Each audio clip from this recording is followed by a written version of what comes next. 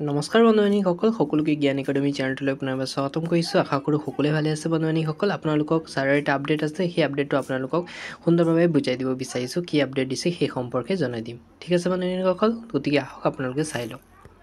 গতিকে ছাৰে এটা স্পষ্টভাৱে কৈছে যে মিডিয়াৰ কেণ্ডিডেট কেইজনমান আছিলে আৰু তেতিয়া মিডিয়াত সুধিছিলে ছাৰক কথাটো, ছাৰ LP UPৰ টিচাৰৰ ভেকেঞ্চি কেতিয়া হ'ব, সেই সম্পৰ্কে 2024 ভেৰিফিকেশ্যন কেতিয়া হ'ব সেই সম্পৰ্কে সোধা হৈছিলে। আৰু তেতিয়া ছাৰে কৈছে এতিয়া আপোনালোকৰ ইলেকশ্যনৰ আপোনালোকে গম পাইছিলে, চবফালে ইলেকশ্যনৰ আপডেট চলি আছে, ইলেকশ্যনৰ আপডেট চলাৰ কাৰণে কি হৈছে বস্তুটো অলপ স্থগিত কৰা হৈছে এতিয়া কেইদিনমানৰ কাৰণে, বেছি দিন নহয়, অতি শীঘ্ৰেই প্ৰকাশ পাব বন্ধুসকল। ইলেকশ্যনৰ কাৰণে অলপ ৰখাই দিয়া হৈছে আপোনালোকৰ ৰিক্ৰুটমেণ্ট প্ৰচেছটো। অতি শীঘ্ৰে আপোনালোকৰ ইলেকশ্যন শেষ হোৱাৰ শীঘ্ৰে আপোনালোকৰ আগে আপোনালোকৰ এই প্ৰচেছটো সম্পূৰ্ণ হ'ব। গতিকে টেনশ্যন ল'বলগীয়া কথা নাই।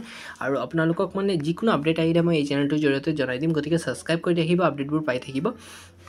ছাৰে কৈছে যে ইলেকশ্যনৰ ধৰি লওক ইলেকশ্যনৰ এদিন বা দুদিন পিছত পৰাই ৰিক্ৰুটমেণ্ট প্ৰচেছ ষ্টাৰ্টিং হৈ যাব।